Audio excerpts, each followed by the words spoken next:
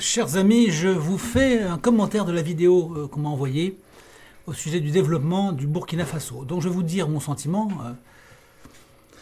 ce que j'approuve et ce que je désapprouve dans ce que je vois pour ce Burkina Faso du capitaine Traoré, arrivé au pouvoir, si je ne m'abuse, en 2019.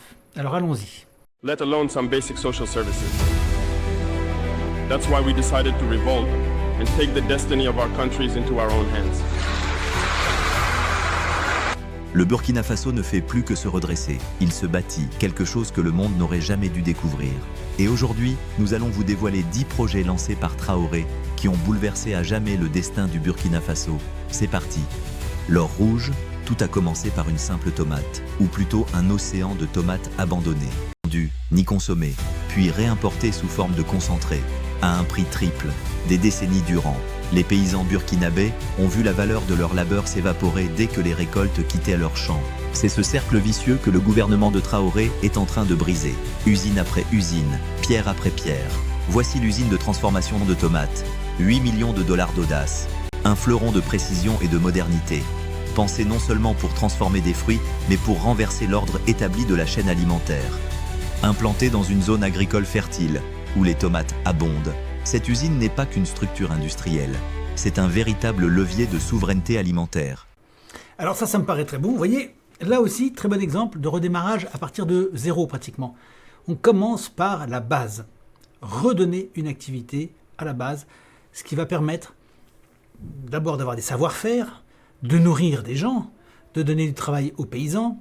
Donc on redémarre déjà, vous voyez, et ça c'est ce que je considère comme étant central. Donc là-dessus, je donne un bon point au gouvernement Traoré. Il faut commencer comme ça. Retrouver une souveraineté alimentaire est déjà la première des choses à faire. Capable de produire chaque jour des tonnes et des tonnes de concentré, et ainsi réduire la dépendance aux produits importés venus surtout d'Europe et de Chine, qui jadis dominaient nos étals et remplissaient de nos assiettes. Chaque tonne traitée sur place, c'est des milliers de francs CFA réinjectés dans l'économie locale. Exactement. Rupture de la dépendance à l'étranger et, bien sûr, une chaîne alimentaire qui va profiter à tout le monde. Chaque cajot sauvé du gâchis, c'est une famille un peu plus à l'abri, et l'effet domino dépasse largement les murs de l'usine. Déjà plus de 150 emplois directs ont vu le jour, des opérateurs aux techniciens de laboratoire. Mais ce n'est qu'un premier pas, transporteurs, fabricants de cajots, producteurs d'emballages locaux et petits agriculteurs. C'est traduit cajou, mais c'est cajot, hein. On a bien compris, hein. C'est une erreur du traducteur automatique. À travers toute la chaîne logistique, alimentent désormais un marché organisé, transparent, qui paie justement, privilégie le local et réinvestit au pays. Mais ce qui rend ce projet véritablement révolutionnaire... Déjà, ça c'est fantastique, hein. C'est vraiment fantastique. C'est-à-dire recréer une activité et distribuer de l'argent au niveau local. Donc éviter que cet argent sorte du pays. Qu'il sorte soit par l'importation, soit par l'exportation systématiquement des produits aussi, parce que si vous exportez évidemment systématiquement du produit, vous ne nourrissez pas votre population, qui elle produit de la richesse. Donc vous supprimez de la richesse en ne nourrissant pas votre population. Donc on perd de l'argent. C'est pourquoi le développement intérieur est absolument central. L'indépendance des pays et la souveraineté alimentaire et la souveraineté économique, c'est absolument central, puisque cela génère de la richesse future, l'indépendance, et puis tout le reste, la santé, le bonheur des peuples, etc. Ce n'est pas seulement l'économie, c'est la philosophie qu'il porte produire ce que l'on consomme, consommer ce que l'on produit. Le gouvernement Traoré n'a pas bâti cette usine grâce à des aides étrangères sous conditions et compromis. Elle est née grâce à l'investissement public, soutenu par des partenaires stratégiques des BRICS et pensée pour transformer. Alors, sur ce point, si on peut obtenir effectivement de l'aide des BRICS, tant mieux. Mais de l'aide publique, c'est toujours un peu gênant parce que les États n'ont pas forcément de l'argent. Donc pour ma part, je privilégie l'initiative locale, privée, avec éventuellement des investissements qui soient des investissements participatifs de petits porteurs européens, occidentaux, c'est pas un problème. Locaux, c'est encore mieux, évidemment. Mais en évitant bien sûr les grands groupes internationaux. C'est mieux parce que si c'est le gouvernement qui met de l'argent dedans, il faut que ce soit rentable, et donc il y a une surveillance de l'État, donc on désigne des fonctionnaires, et tout ça c'est des budgets. Alors que s'il y a des individus sur place qui créent cette activité, par exemple des coopératives de paysans, etc., avec des investissements minimums, en démarrant à petite échelle, eh bien ça évite que l'État participe et donc dépense de l'État, dépense de l'argent. Donc bon, si on peut trouver de l'argent auprès des BRICS, tant mieux.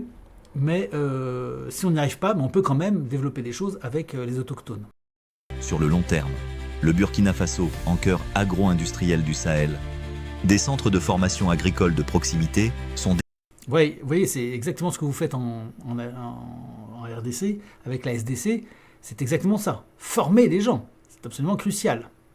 désormais harmonisés avec les besoins de l'usine et forment les paysans au calendrier des semis, comment maximiser les rendements et quelles variétés cultiver. La jeunesse n'apprend pas seulement à cultiver, mais à penser et à bâtir tout un système alimentaire. Exactement. Pour que cette usine ne soit pas une exception, mais le premier maillon d'un réseau national d'industries agroalimentaires à forte valeur ajoutée, dans un monde obsédé par l'importation de solutions toutes faites, le Burkina Faso a transformé un simple fruit en véritable stratégie nationale. Et si la tomate peut devenir de l'or rouge, qu'adviendra-t-il quand les routes qui les transportent franchissent les frontières et irriguent tout un empire régional? Voici venir le corridor à 120 millions de dollars. Petit rappel, pensez à liker et partager la vidéo, et à vous abonner à notre chaîne pour...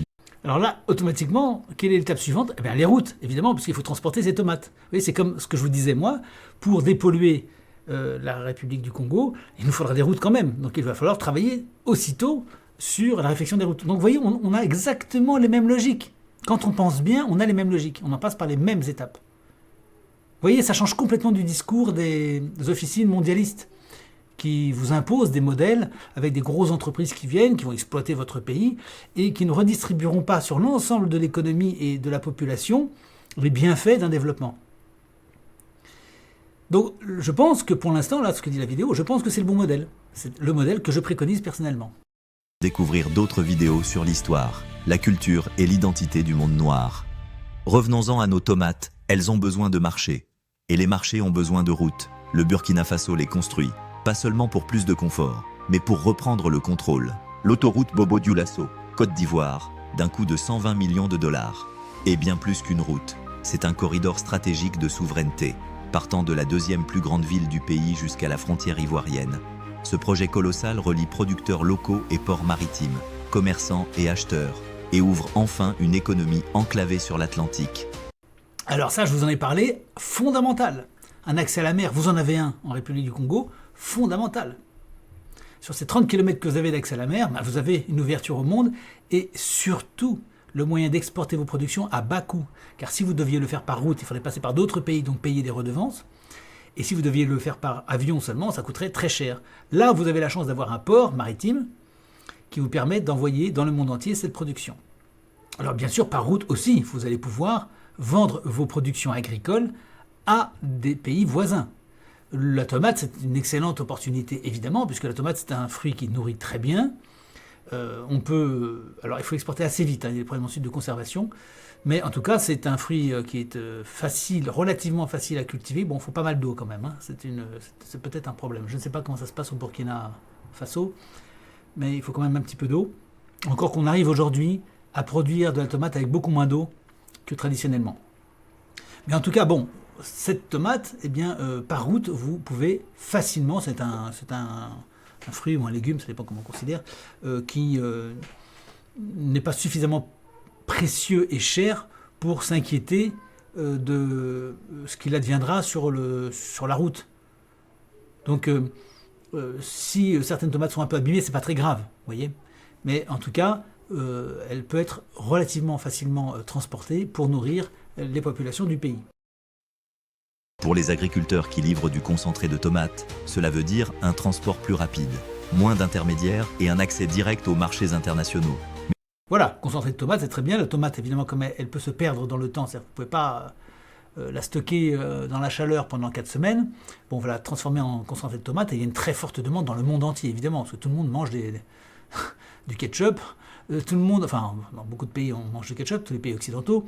Les Chinois s'y mettent aussi. Et puis, vous avez toutes les préparations à base de concentré de tomates, avec des pâtes, par exemple.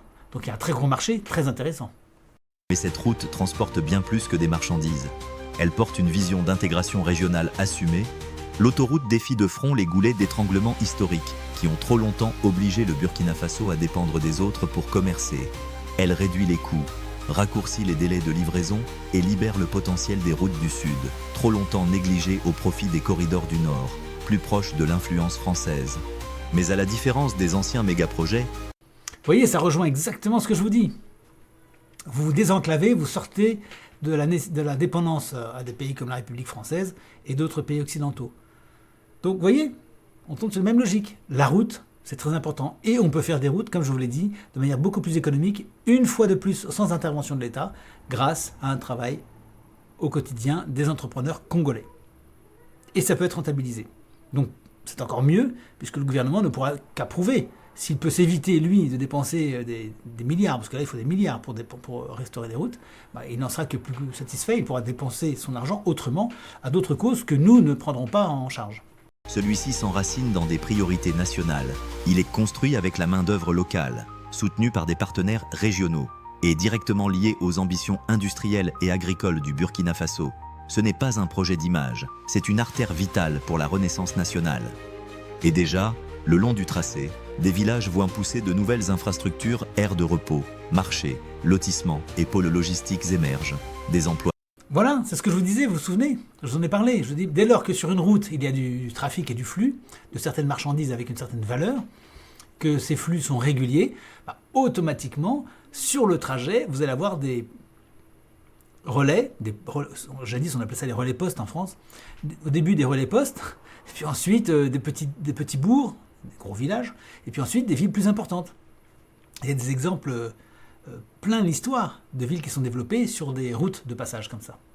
Naissent, les flux s'intensifient, et pour la première fois depuis des décennies, c'est le Burkina Faso qui fixe le rythme et non qui le subit. Un pays autrefois défini par son isolement trace aujourd'hui sa route hors de l'ombre, kilomètre après kilomètre, village après village. Mais comment alimenter tout ce mouvement, toutes ces usines, ces dispensaires et ces foyers, sans dépendre du pétrole étranger ou de réseaux électriques défaillants? Pour cela, nous avons Yéline, le programme solaire Yéline, le projet énergétique le plus audacieux jamais entrepris au Burkina Faso, soutenu par la Banque mondiale et le Fonds vert pour le climat.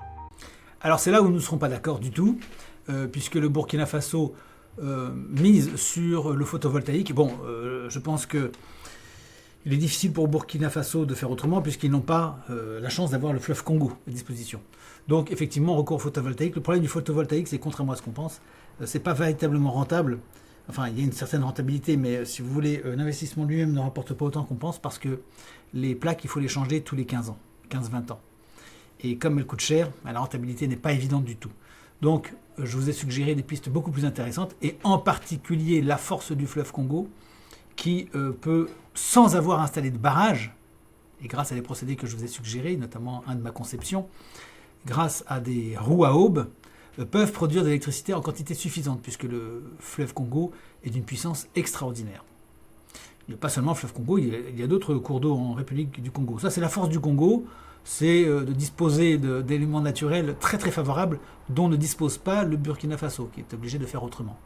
Cette initiative relie plus de 150 villages et plus de 300 000 personnes à l'électricité pour la toute première fois. Mais il ne s'agit pas seulement d'allumer des lampes, il s'agit surtout d'allumer des opportunités. Yéline déploie des mini-réseaux et des systèmes solaires autonomes dans les écoles, les dispensaires, les marchés et les foyers, des lieux que le réseau national n'a jamais atteints et auxquels il ne s'est jamais vraiment intéressé. Oui, en effet, quand il y a une trop grande distance entre la production d'électricité, et en particulier d'hydroélectricité, et certains villages, alors à ce moment-là, on peut recourir au photovoltaïque pour des dispensaires, pour des villages isolés, oui, dans une certaine mesure. Bon. Il faut en même temps, je l'ai déjà dit, s'assurer que les consommations locales soient limitées par un très bon entretien des appareils. Puisqu'il y a des appareils, notamment les moteurs électriques, etc., qui sont mal réglés et qui consomment beaucoup. Donc il faut s'assurer de développer sur place, grâce à des formations, ce qui est de votre ressort, de l'entretien des moteurs, que ce soit des moteurs thermiques, aussi bien que les moteurs électriques. Un bon entretien permet de diminuer la consommation électrique. Mais le photovoltaïque ne suffira pas à alimenter complètement des villages autonomes. Donc il faut penser aussi à d'autres moyens dont on parlera par ailleurs. Il y a des énergies libres qu'on peut explorer. Mais bon, c'est pas le sujet, mais enfin on développera cette question. En tout cas, oui, dans certains cas, on est obligé de recourir au photovoltaïque Et pour l'instant, c'est la solution qui s'impose. Mais enfin, il y en a d'autres quand même. Pour un centre de santé rural, cela signifie conserver les vaccins sans craindre qu'ils ne s'abîment. Pour une salle de classe, cela veut dire poursuivre les cours après le coucher du soleil. Pour un commerce local. Bon, conserver les vaccins, vous savez ce que j'en pense, nous en avons déjà parlé. Dans certains cas, oui, mais prudence quand même. Cela veut dire réfrigération, éclairage et horaires étendus. Et surtout, c'est une énergie propre, décarbonée et décentralisée, sans fumée de diesel, sans facture de pétrole importé, sans pannes imprévues. Des panneaux solaires sont installés. Alors vous voyez, il le précise, sans pétrole importé. C'est pour ça que la production de pétrole à partir de déchets plastiques peut être une très bonne solution. Parce qu'on n'a pas besoin d'importer à ce moment-là. On utilise le plastique qui est consommé sur place. Voilà pourquoi ma solution est très pertinente là aussi. Et entretenu par des techniciens formés sur place, créant ainsi de l'emploi et consolidant l'indépendance énergétique. Yelin n'éclaire pas seulement des villages, il reconfigure toute l'économie. Plus l'électricité se propage, plus le Burkina Faso gagne en capacité d'industrialiser, d'éduquer et de se digitaliser, selon ses propres termes. Et avec l'ambition de toucher des centaines d'autres communautés, Yelin n'est pas qu'un projet, c'est un véritable mouvement, porté par la lumière, construit pour la libération. Mais même avec l'énergie et les routes, un pays ne peut tenir sans soigner son peuple. Alors que se passe-t-il quand un hôpital devient le nouveau temple de la souveraineté? Cela donne naissance à l'hôpital de Bobo, car une fois qu'on électrifie une nation, il faut protéger celles et ceux qui la font vivre. Et au Burkina Faso, se soigner n'est plus un luxe réservé à la capitale ni aux élites. Dans le sud-ouest sort de terre le centre hospitalier universitaire régional de Bobo-Dioulasso. Un symbole non seulement de santé, mais aussi de souveraineté, appelé à devenir l'un des établissements médicaux les plus avancés du pays. Cet hôpital est construit avec un objectif clair: apporter des soins modernes à ceux qui n'y ont jamais eu accès depuis des décennies. Le sud-ouest souffrait en silence, centre de santé sous-doté, équipements vétustes et des heures de route pour obtenir des soins dignes de ce nom. Cette époque touche à sa fin. Il ne s'agit pas d'un simple pansement, mais d'un véritable renouveau. Conçu à la fois comme centre de soins et institut de formation, l'hôpital soignera les patients tout en formant une nouvelle génération de médecins et d'infirmiers burkinabés, pour que, désormais, le pays n'ait plus besoin de recourir à des praticiens étrangers ni d'évacuer ses malades à l'étranger. Doté de blocs opératoires modernes, de services spécialisés et de systèmes de santé numériques, alimentés par l'énergie propre. Bon, évidemment, les hôpitaux, c'est du ressort de l'investissement des États plutôt.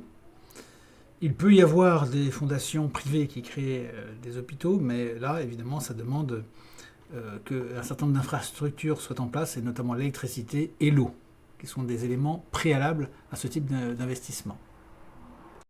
De Yelin, l'établissement prendra en charge tout, des soins maternels aux urgences chirurgicales. Et il ne sera pas isolé de nouvelles liaisons ambulancières et des réseaux de données sont créés pour relier directement les dispensaires ruraux au système central de l'hôpital. Pour la première fois, la médecine moderne ne fera pas qu'effleurer la région, elle y habitera. La vision santé de Traoré est limpide pour bâtir un pays fort. Il faut d'abord protéger la vie de son peuple, l'éduquer et le garder près de chez lui. Mais pour vraiment vivre, il faut plus que des soins, il faut de l'eau, propre, continue et souveraine. Que se passe-t-il quand c'est la plus vitale? Voici la réponse: le plus éduqué et limpide pour bâtir un pays fort. Il faut d'abord protéger la vie de son peuple, l'éduquer et le garder près de chez lui. Mais pour vraiment vivre, il faut plus que des soins, il faut de l'eau, propre, continue et souveraine. Que se passe-t-il quand une nation décide de... Voilà, vous voyez ce que je vous disais, forcément il faut de l'eau. Donc il faut commencer par le commencement. Alors bien sûr que les dispensaires sont absolument indispensables, on peut commencer très vite. Les hôpitaux, ça demande un peu plus de temps à mon avis, et il faut de l'eau, c'est ce que je vous disais. De reprendre le contrôle de sa ressource la plus vitale. D'où l'intérêt de disposer du lac Tanganyika, du lac Kivu et d'autres ressources de ce type. On met en place un système de filtration de l'eau, on distribue de l'eau à tout le monde, on crée un réseau, et à ce moment-là, eh bien ça change du tout au tout, l'économie change complètement, et on peut avoir des infrastructures de ce genre. Voici la réponse: le projet Ziga 2.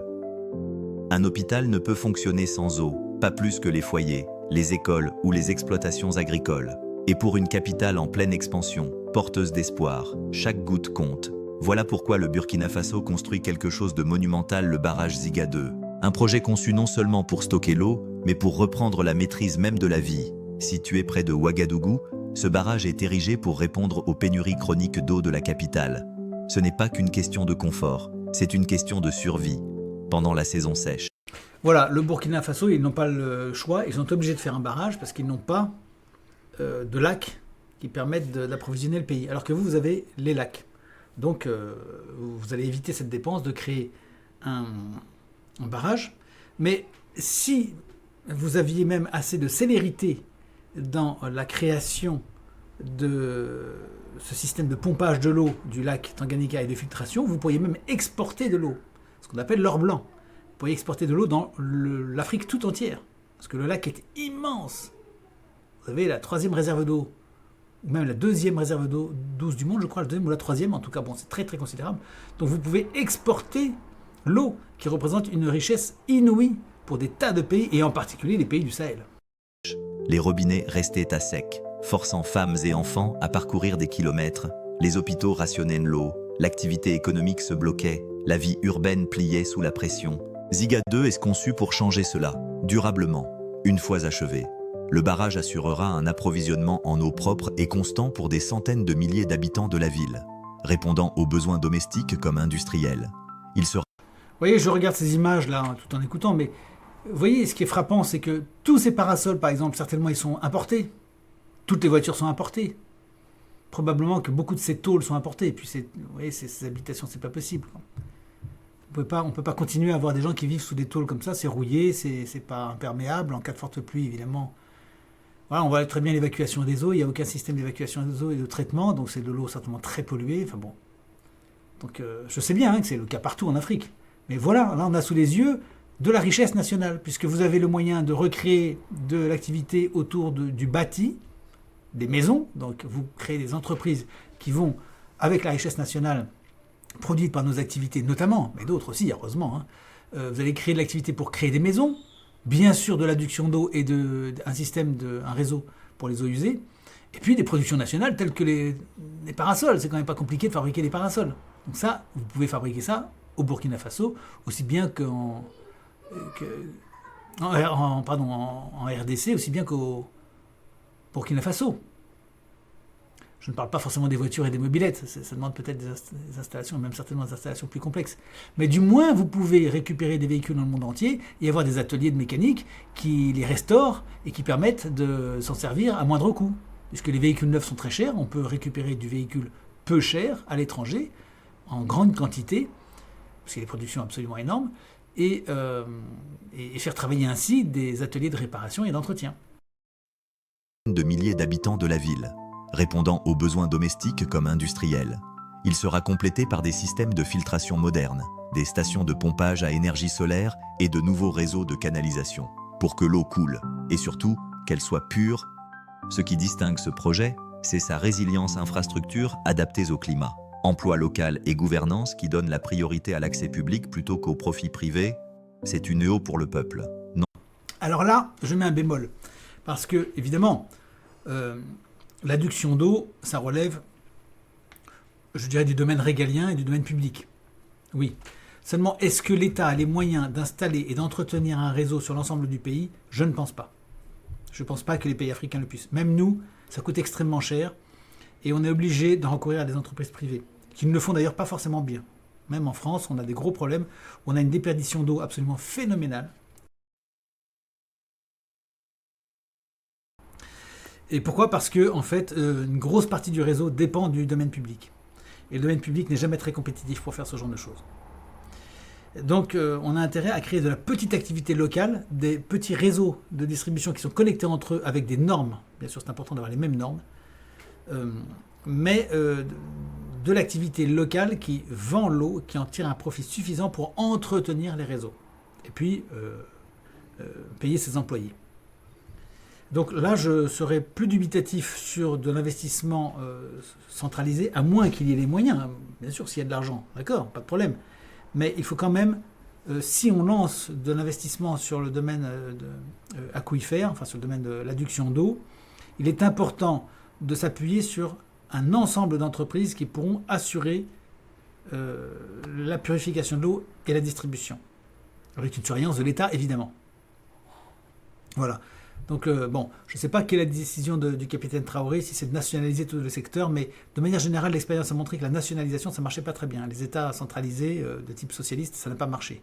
L'eau était de mauvaise qualité, les interventions de réparation n'avaient pas lieu dans les temps parce que c'est les fonctionnaires qui décidaient, donc ont privilégié telle ou telle bourgade et pas d'autres qui étaient moins importantes pour le parti, etc. Bon, donc ça on évite. Il faut mieux avoir des entreprises, et les entreprises, elles ont le devoir, il y a un contrat qui est signé par l'État, elles ont le devoir de ne pas perdre d'eau et de s'assurer que tout le monde reçoive de l'eau jusqu'au bout.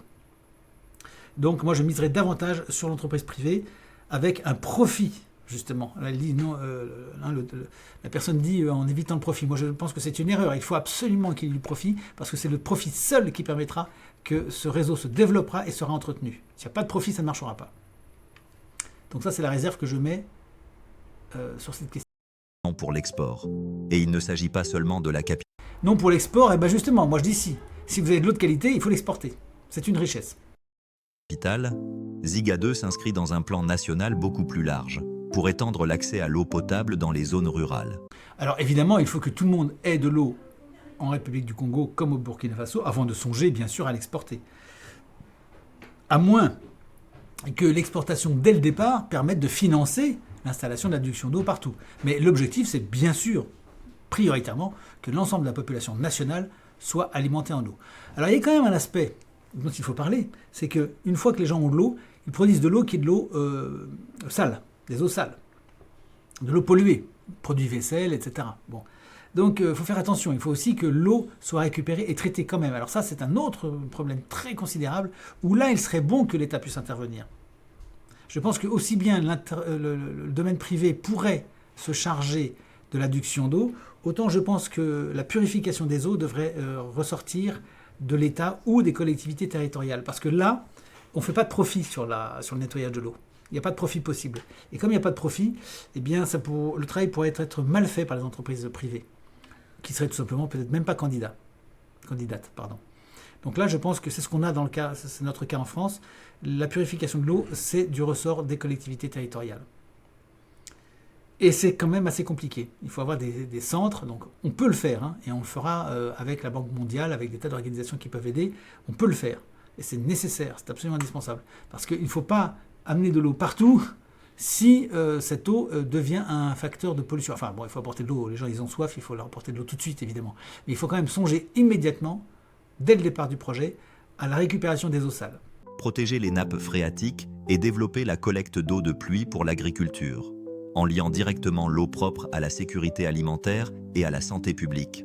Grâce à l'énergie du soleil et à l'eau de ses terres, le Burkina Faso réduit sa dépendance dans tous les secteurs essentiels. Alors il va sans dire, je ne l'ai pas dit mais c'est évident, tout le monde le sait, que des eaux sales c'est effectivement extrêmement toxique, et notamment pour l'agriculture. Si vous rejetez de l'eau sale dans les cours d'eau et que les paysans pompent de l'eau dans les cours d'eau, évidemment vous retrouvez des polluants très puissants dans l'alimentation, ce qui est extrêmement dommageable. Une fois que l'eau circule et que les routes relient, la question suivante c'est où vont habiter les gens et comment. Dans un pays où l'urbanisation rimait autrefois avec bidonvilles surpeuplés et infrastructures fragiles, le Burkina Faso change aujourd'hui de modèle. Et voilà. Vous voyez, c'est ce que je vous ai dit également. Étape suivante, eh bien, on crée des métiers autour de la construction, l'entretien du bâti, etc. Et là, il y a beaucoup de métiers. Il y a de la robinetterie, il y a la couverture, donc les toits, l'isolation, l'électricité, la maçonnerie, bon, c'est beaucoup de métiers. Donc là, c'est encore un vivier de richesse pour un pays. En commençant par le projet d'aménagement urbain Faso-Mayo, il ne s'agit pas seulement de bâtir des maisons, il s'agit d'imaginer un avenir où les villes grandissent avec dignité, équité et solidité au cœur du projet. Faso-Mayo vise à construire 50 000 nouveaux logements abordables, durables et adaptés au climat comme à la culture du Burkina Faso. Mais ce n'est pas un programme immobilier pour les plus riches. Ces logements sont destinés aux enseignants, infirmiers, ouvriers et familles. Des gens longtemps exclus des centres urbains vivables. Bon, alors là, un bémol. Je pense que des programmes urbains de telle qualité posent un problème considérable, c'est que les gens vont quitter leur village pour aller s'installer dans ces centres-là. Et donc toute la culture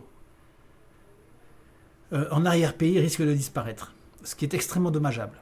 Je pense que plus la population est répartie sur le territoire, mieux c'est. Donc pour ancrer les gens dans leur cadre naturel et traditionnel, il est important de favoriser plutôt de la construction individuelle en campagne. Et éviter ces gros centres urbains que vous voyez, qui pose d'énormes problèmes par ailleurs. Donc la migration de la population, l'exode, ce qu'on appelle l'exode rural, et puis l'attractivité que génèrent ces gros centres urbains sont un danger. Il est évident que là, on va trouver des modèles de vie, de train de vie occidentaux, asiatiques, enfin de pays riches. Donc ça poussera encore plus les gens à se dire, bon, c'est très bien, je suis maintenant dans la capitale, mais je rêve peut-être d'aller vivre en Amérique, en Occident ou en Asie. Et donc ça produit de l'émigration des gens qui ont des moyens, et donc on perd des gens et on perd de l'argent avec. Donc je ne suis pas très favorable à la création de ces centres urbains importants. Je pense qu'il faut désenclaver les grandes villes, faire que Kinshasa et d'autres villes soient moins populeuses, et que l'on réimplante des populations dans les territoires. Et donc, on a intérêt plutôt à développer, plutôt que des programmes comme ça qui en plus coûtent très cher, développer de l'entreprise locale qui puisse fabriquer de l'habitat de bonne qualité dans l'arrière-pays. Et cela ne s'arrête pas au logement. Le projet prévoit de larges avenues, des pôles de transport public, des espaces verts et un réseau d'assainissement moderne, écoles, dispensaires, marchés et aires de jeu sont intégrés au tissu urbain. Bon, ça d'accord pour les villes si on veut, mais moi à la place du gouvernement, je ne miserai pas là-dessus en priorité. L'objectif est simple, ne plus séparer services essentiels et vie quotidienne. Plus audacieux encore, c'est la méthode. Faso Mayo est construit avec des matériaux locaux et une main-d'œuvre locale, injectant ainsi directement de l'argent dans l'économie nationale. Bon, ça c'est le point central, toujours faire en sorte que l'argent reste dans le pays et soit injecté dans l'économie nationale, absolument.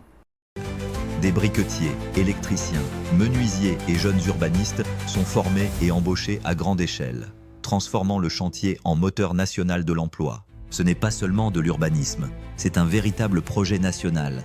Et quand les habitants emménagent dans ces nouveaux foyers, alimentés par le solaire, irrigués par de nouveaux barrages et reliés au bassin d'emploi grâce à de nouvelles routes, ils n'y trouvent pas seulement un toit, ils y trouvent une place dans un pays qui, enfin, construit en pensant à eux. Un logement apporte la stabilité, un emploi génère des revenus, mais sans une banque qui comprend ce qu'elle sert, la richesse ne se construit pas, elle s'évapore.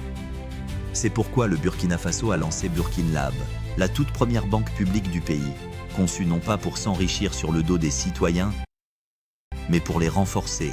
Pendant des décennies, l'accès aux services financiers était un privilège réservé à quelques-uns. Les banques internationales dominaient le marché en se concentrant sur les élites urbaines, le commerce extérieur et les placements sûrs.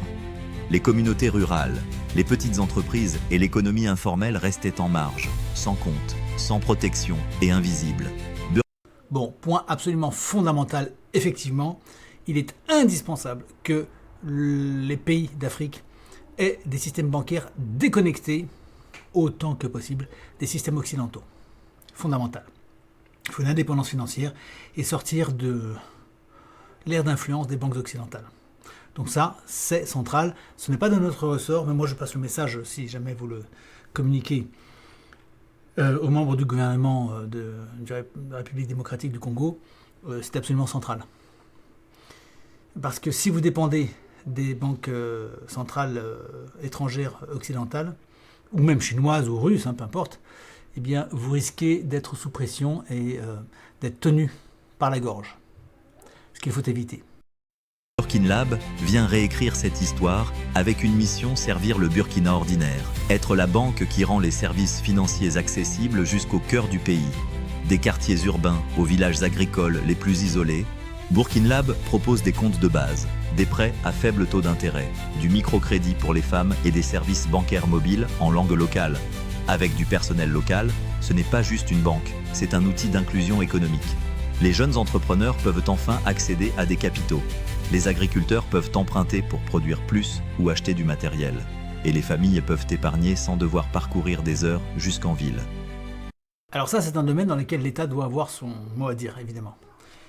Donc banque d'État ou banque pas d'État, mais en tout cas, il faut que l'État soit aux commandes. Et puis s'assurer qu'au lieu de la spéculation, il y ait effectivement un rôle de véritable banque auprès des créateurs de richesse, aussi humbles soient-ils, jusqu'aux derniers, les petits paysans. Il faut rendre donc l'accès au crédit facile, peu coûteux, dénormalisé, que ce soit extrêmement facile à faire, et sur des projets qui soient viables.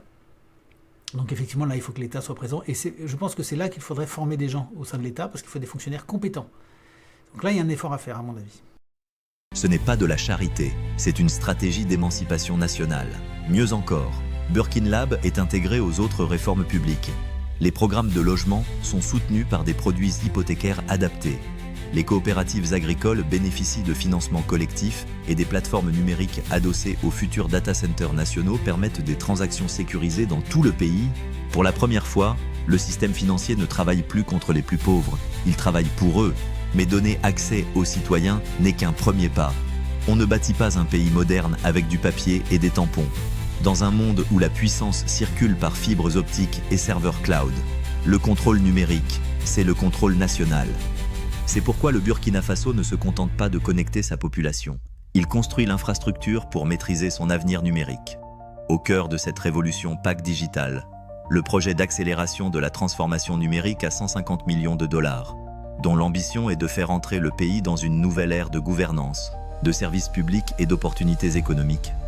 2 data centers nationaux, déjà achevés à plus de 70%, bientôt deviendront la clé de cette transformation. Ce ne sont pas de simples centres de stockage, mais de véritables forteresses souveraines de données destinées à héberger registres de l'État, données financières, systèmes éducatifs, bases médicales et registres civils sous contrôle burkinabé.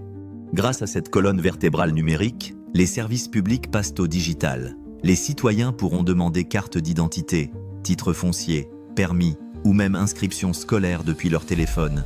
Fini les files d'attente, fini les pots de vin, fini la paperasse.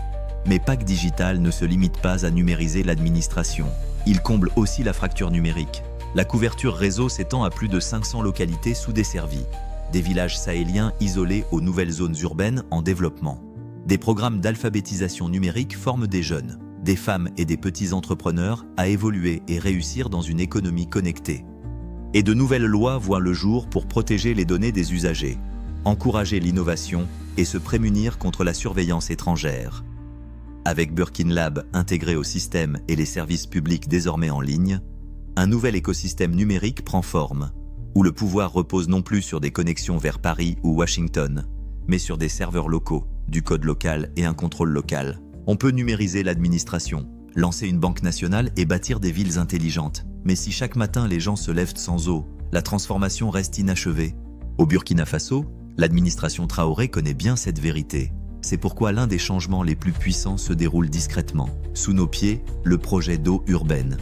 Soutenu par la Banque mondiale, cette initiative a déjà permis d'amener l'eau courante à plus de 610 000 personnes et d'améliorer l'assainissement pour 440 000 autres. Mais ce n'est pas un simple pansement financé par des donateurs. C'est une refonte stratégique pour faire de l'accès à l'eau potable et à l'assainissement un service public garanti, et non un privilège réservé à quelques-uns.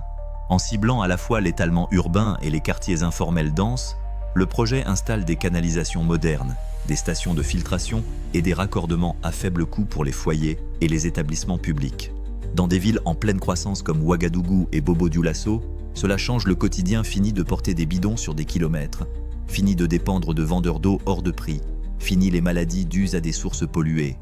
L'assainissement est lui aussi repensé en profondeur. Concrètement, les écoles, centres de santé et marchés sont désormais équipés de latrines hygiéniques et de systèmes de traitement des déchets.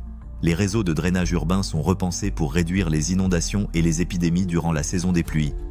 Ce qui rend ce projet encore plus efficace, c'est son intégration à des systèmes numériques suivis de la consommation, réclamation et paiement. Tout passe désormais par des plateformes mobiles, mettant directement en lien citoyens et opérateurs, et réduisant les lourdeurs administratives. L'eau potable n'est plus une promesse, c'est une conduite qui coule directement de la volonté nationale jusqu'au robinet. Passons maintenant au Burkina Faso rural. Dans le Burkina Faso rural, la richesse ne dort pas sur des comptes en banque, elle broute dans les champs. Le bétail, c'est plus qu'une tradition, c'est une monnaie, un héritage, une source de protéines et de pouvoir. Et trop longtemps, ce secteur a été négligé, freiné par de faibles rendements, des maladies et des marchés désorganisés. C'est pourquoi le gouvernement Traoré, avec le soutien de la Banque mondiale, a lancé le projet d'appui au développement de l'élevage, une révolution silencieuse qui marche sur 4 pattes. Il ne s'agit pas simplement d'augmenter les troupeaux, mais de moderniser tout un secteur économique, de la santé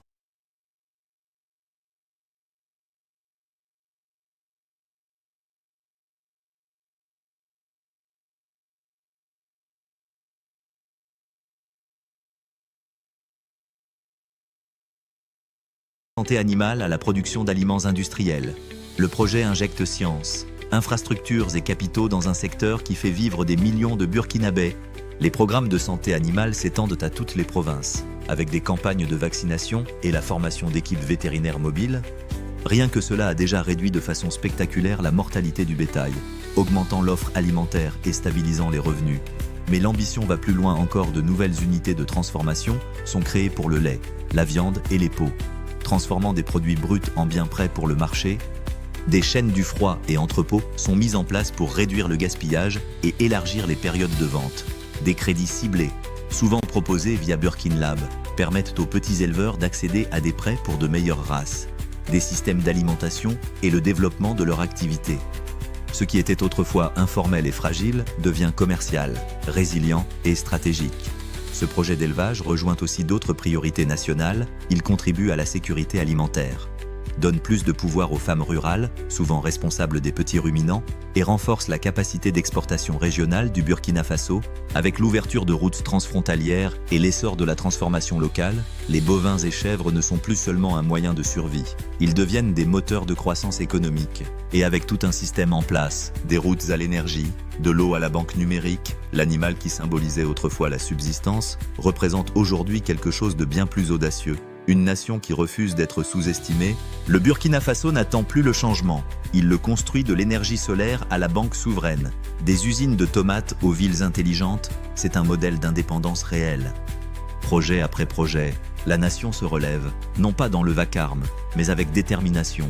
Et le monde ne peut plus détourner le regard. Pensez-vous qu'il y ait plus de développement au Burkina Faso qu'en Occident? Dites-le nous en commentaire.